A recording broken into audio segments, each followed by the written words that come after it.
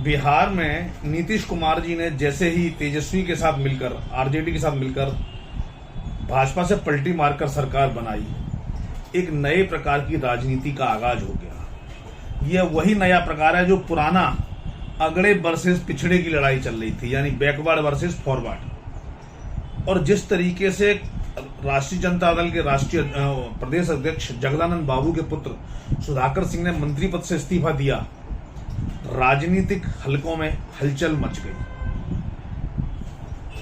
जगदानंद बाबू बेहद नाराज हो गए। उन्होंने सभी से अपने संपर्क बंद कर दिए। यहां तक कि राष्ट्रीय जनता दल के राष्ट्रीय अधिवेशन में जहां लालू की दोबारा ताशपोशी होनी थी, वो उसमें नहीं पहुंचे, किसी का फोन भी अटेंड नहीं किया।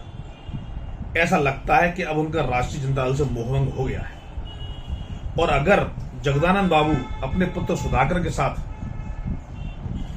अगर भारतीय जनता पार्टी की ओर चले जाते हैं, तो मैं समझता हूं अगड़ों का काफी बड़ा वोट बैंक राष्ट्रीय जनता दल से छिटक कर भाजपा की तरफ जा मिलेगा।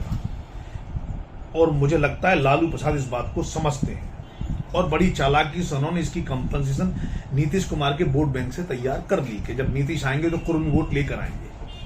तो अब लालू जी की सीधी सीधी रणनीति क्या है?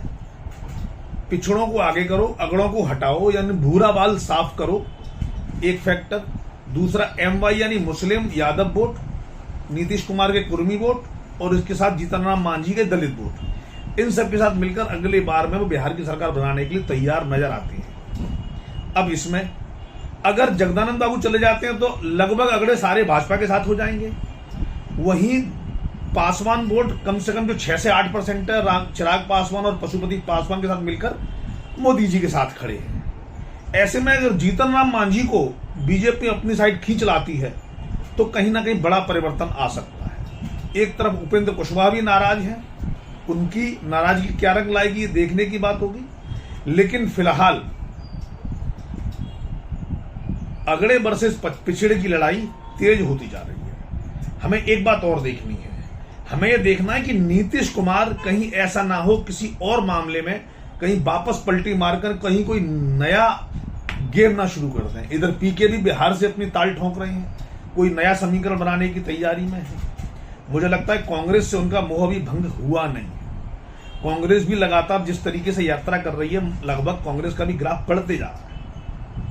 ऐसे में आने वाले चुनाव में क्या होगा, ये बड़ी रोचक जानकारी होगी। फिलहाल जगदानंद बाबू को लालू यादव जी मनाने में सफल होते हैं या नहीं, ये भविष्य की बात होगी और यही तय करेगा कि बिहार की राजनीति अब अपने किस, मतलब जैसे बिहार की राजनीति का ऊंट अब किस करवट बैठेगा।